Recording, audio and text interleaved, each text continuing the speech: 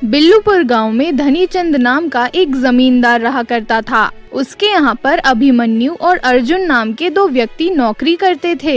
एक दिन अभिमन्यु अर्जुन से बोला, हमारी उम्र तो 30 के पार हो गई है, मगर धनीचंद जी को हम दोनों के विवाह की कोई चिंता ही नहीं है। हम दोनों को धनीचंद जमींदार से इस बारे में जरूर बात करनी चाहिए कि गांव की दो सुंदर कन्याएं हम दोनों के लिए देखें। तभी वहाँ पर धनीचंद जमींदार आ गया। मुझे आपसे कुछ बात करनी है धनीचंद जी। कहो, क्या बात करनी है? अभिमन्यु अर्जुन की ओर आंखों के इशारों से बात करने को कहने लगा, मगर अर्जुन डरते हुए अभिमन्यु को मना करने लगा। ये तुम दोनों एक दूसरे को आंखों का इशारा क्या कर रहे हो? सीधी तरह से बोलो, क्या बात करना चाहते हो? मुझे और भी कुछ काम है। धनीचंद जी, हम दोनों को आपके यहाँ नौकरी करते 10 वर्ष से ज्यादा समय हो गया है और हमारी उम्र 30 के पार हो गई है। क्या तुम दोनों ने रात में कोई हिंदी पिक्चर देख ली है? जल्दी बोलो, क्या बात करनी है? हम दोनों चाहते हैं कि हमारा विवाह जल्द हो जाए। अभिमन्यु की बात सुनकर धनीचंद जमींदार क्रोधित होकर बोला, तुम दोनों का दिमाग तो ठीक है। एक तो वैसे भी उस गांव के जेलर से बहुत परेशान हूँ। उसने मेरी 20 बीघा जमीन पर कब्जा कर रखा है और ऊपर से तुम दोनों। आप किसकी बात कर रहे हैं? अरे गांव का जेलर, और कौन? वही नामुराद संपत, जिसने अपनी दबंगई से मेरा और गांव का जीना हराम कर रखा है। संपत एक क्रूर स्वभाव का गुंडा था, जिसने अपनी गुंडई और दबंगई के बल पर सभी गांववासी के नाक पर दम कर रखा था। उसने गांव में एक अपनी स्वयं की एक जेल बनवा रखी थी। अगर कोई भी व्यक्ति उसकी बात नहीं मानता था तो या तो वो उसकी हत्या कर देता या उसे अपनी जेल में डाल देता, जहां उन व्यक्तियों को तरह तरह की यातनाएं की जाती। इसी वजह से लोग उसके डर के कारण उसे गांव के जेलर के नाम से बुलाते थे। तो क्या हम दोनों का विवाह कभी नहीं होगा? तुम दोनों विवाह करना चाहते हो ना? हाँ सेठ जी, ये तो नेकी और पूछ पूछ वाली बात हो गई। तो फिर ठीक है, तुम दोनों गांव के जेलर से मुझे छुटकारा दिला दो। ये क्या कह रहे हैं?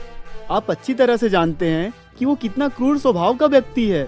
हम दोनों की मार मार कर हालत खराब कर देगा और अपनी जेल में डाल देगा। अर्जुन सही कह रहा सेठ जी, उसके सामने तो आपकी भी आवाज नहीं निकलती।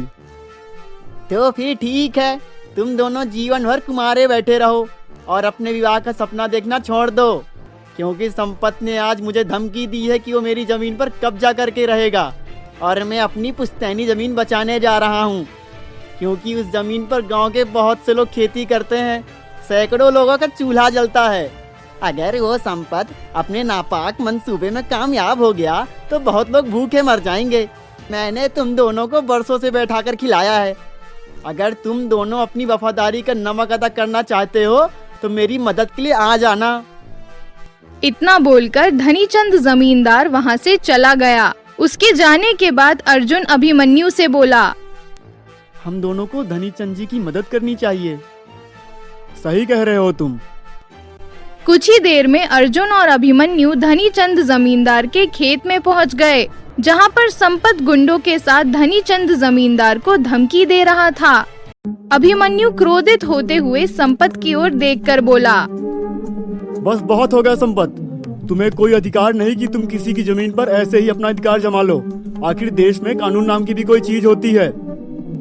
मैंने सुना था कि मालिक के बोलने से पहले अक्सर उसके कुत्ते पहले से भौंकने लगते हैं, और मेरी नजर में तुम दोनों धनीचंद के दो छोटे छोटे कुत्ते हो। अपनी जुबान को लगाम दो संपत।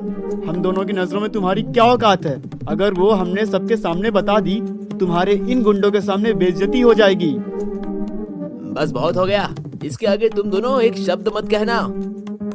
इतना कहकर संपत धनीचंद की ओर देखकर बोला, वैसे तो मैं सोच रहा था धनीचंद कि तुम्हें जीवित छोड़ दूंगा, लेकिन तुम्हारे इन दोनों साथियों ने मुझे मजबूर कर दिया है।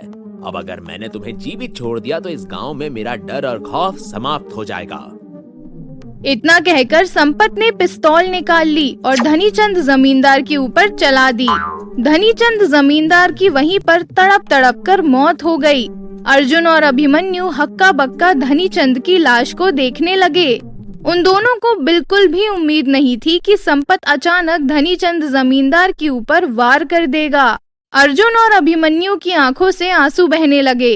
तभी संपत अपने गुंडों से बोला, देखते क्या हो, इन दोनों की मार मार कर हालत खराब कर दो। संपत का इशारा पाते ही संपत के गुंडे अभिमन्यु और अर्जुन को बुरी तरह से पीटने लगे। अभिमन्यु और अर्जुन घायल होकर जमीन पर गिर पड़े। संपत अपने साथी भीमा से बोला, इन दोनों को घोड़े से बांधकर पूरे गांव का चक्कर लगाओ, ताकि इन गांव वालों को भी पता लगे कि संपत से टकराने का अंजाम क्या होता है। भीमा मुस्कुराता हुआ बोला, ये आप बहुत अच्छा काम कर रहे हैं। इन दोनों की ऐसी हालत देखकर गांव का हर व्यक्ति आपसे डर जाएगा। लेकिन एक चिंता का विषय है, और वो है इंस्पेक्टर वरुण। उसका क्या करना है? उसे जब पता लगेगा कि आपने सरेआम धनीचंद जमींदार की हत्या कर दी है, तो वो आपको तो लॉकअप में डाल देगा। चिंता मत करो, इंस्पेक्टर वरुण गांव वालों को दिखाने के लिए उनके पक्ष में रहता है, मगर वो मेरा ही आदमी है। और हाँ, इसकी हत्या करने से पहले मैं उसके घर पर 2 लाख की रकम रख कर आया हूँ। वो इन दोनों नमूनों में से किसी एक के सर पर हत्या का आरोप भर देगा। भीमा ने एक घोड़े से अभिमन्यु और अर्जुन को बांध दिया और पूरे गांव का चक्कर लगाने लगा। गांव के सभी लोग उन दोनों की ऐसी दुर्दशा देखकर बुरी तरह से भयभीत हो गए। कुछ ही देर में इंस्पेक्टर वरुण वहां पर आ गया और उसने अर्जुन को धनीचंद की हत्या के आरोप गिरफ्तार कर लिया और वहां से चला गया।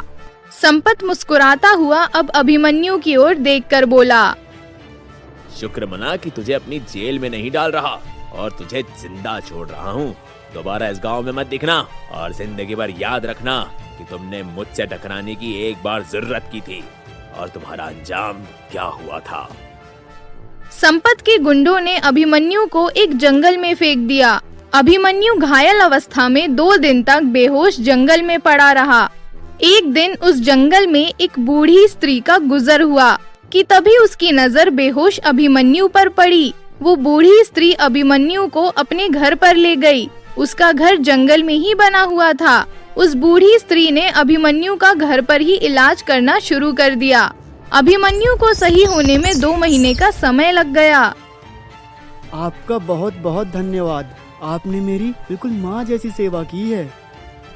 तुम मेरे बेटे जैसे ही हो। लेकिन आप इस जंगल में अकेले क्यों रहती हैं? पहले अपने बारे में बताओ बेटा। तुम मुझे जंगल में घायल अवस्था में बेहोश मिले थे। अभिमन्यु रोते हुए सारी घटना बताने लगा। अभिमन्यु की बात सुनकर उस स्त्री की आंखों में खून उतर आया। जिस गांव के जेलर ने तुम्हारे मालिक धनीचंद की हत्या की और तुम्हारे निर्दोष दोस्त को धनीचंद की हत्या के आरोप में फंसा दिया, उसी ने मेरे पति और मेरे बेटे की हत्या भी मेरी आंखों के सामने की थी। लेकिन मुझे कोई अफसोस नहीं, क्योंकि मेरे बेटे और मेरे पति उसके सामने झुके नहीं, वो डरे नहीं। मुझे अफसोस तो इस बात का है कि काश ईश्वर मुझे एक संतान और देता, तो मैं उसे उसके खिलाफ लड़ने के लिए तैयार करती और गांव वालों को उस गांव के जेलर से मुक्त कराती। लेकिन वो बहुत ही ताकतवर है माँ जी। उसके साथ पुलिस भी मिली हुई है। उसका कोई मुकाबला नहीं कर सकता। नहीं बेटा, मत भूलो, बरसों पहले हमारा भारत भी अंग्रेजों का गुलाम था। अगर वो भी तुम्हारी ही तरह सोचता तो फिर कभी भी गुलामी से आजाद नहीं हो पाता। मैं जूडो कराटे में एक्सपर्ट हूँ। मैं तुम्हें लड़ने की विद्या सिखाऊंगी, लेकिन अगर तुम वहाँ नहीं जाना चाहते तो तुम्हारी मर्जी। नहीं माँ जी, मैं कायरों की तरह भागूंगा नहीं। अब मैं अपने मालिक धनीचंद जमींदार का सपना पूरा करूंगा। बूढ़ी स्त्री अभिमन्यु को लड़ने की कला सिखाने लगी। कुछ ही दिनों में अभिमन्यु लड़ाई की विद्या में निपुण हो गया। मुझे आशीर्वाद दीजिए माँ। आज मैं उस संपत से लड़ने जा रहा हूँ। मुझे तुम पर पूरा विश्वास है अभिमन्यु कि तुम विजयी होकर लौटोगे। लेकिन एक बात याद रखना, लड़ाई का वो उसूल जो मैंने तुम्हें शुरू से लेकर अब तक सिखाया है, जैसे ही तुम्हारा सामना संपत से हो, तुम्हें गांव वालों के सामने निडर होकर उसकी आंखों में आंखें डालकर उसके गाल पर एक थप्पड़ मारना है। उसकी आधी ताकत उसी समय समाप्त हो जाएगी और तुम्हें गांव वालों को लड़ने के लिए उकसाना है।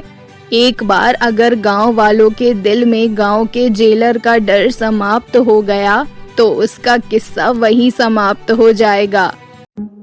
अभिमन्यु सीधे अपने गांव पहुंच गया। वहां उसने देखा कि संपत एक गांव वाले से जबरदस्ती एक सादे स्टैम्प पेपर पर अंगूठा लगवा रहा था और सारा गांव वहां पर एकत्रित था। अभिमन्यु को देखकर संपत क्रोधित होता हुआ बोला, तेरी आंखों के सामने मैंने तेरे मालिक की हत्या कर दी और तेरे निर्दोष दोस्त को जेल पहुंचा दिया और तेरी मार मार कर बुरी हालत करके तुझे जंगल में फेंकवा दिया। उसके बाद भी तू मरने के लिए यहाँ चला आया। मैं सारे गांव को तेरे जैसे पापी से छुटकारा दिलाने के लिए आया हूँ।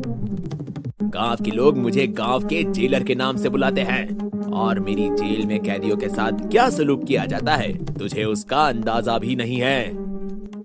संपत की बात सुनकर अभिमन्यु तेजी से संपत के पास चला आया और उसने पूरी ताकत से सारे गांव के सामने संपत के गाल पर एक जोरदार थप्पड़ जड़ दिया। सभी लोग हैरत से अभिमन्यु की ओर देखने लगे। अभिमन्यु गांव वालों की ओर देखकर बोला, गांव वालों, आज तक ये तुम सब पर जो अत्याचार करता आया है उसका कसूरवार कोई और नहीं बल्कि तुम सब हो। अभी भी समय है, तुम सब एकजुट हो जाओ। ये 2 कौड़ी का जेलर तुम्हारा कुछ नहीं बिगाड़ सकता। ये एक मामूली गुंडा है, इसके अलावा इसकी कोई औकात नहीं।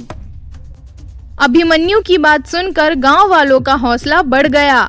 सभी गांव वाले एकत्रित हो गए।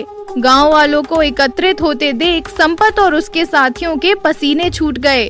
संपत अपने साथी भीमा से बोला, यहाँ से भागने में ही भलाई है। इस वक्त सारे गांव वाले एक हैं। सही कह रहे हो संपत भाई, बाद में इन लोगों को देख लेंगे। वो सब वहाँ से भागने ही वाले थे कि तभी सारे गांव वालों ने मिलकर संपत और उसके साथियों को बुरी तरह से पीट दिया कि तभी वहाँ पर इंस्पेक्टर वरुण आ गया। तुम सब गांव वालों को शर्म नहीं आती एक शरीफ आदमी को सरेआम मारते हुए?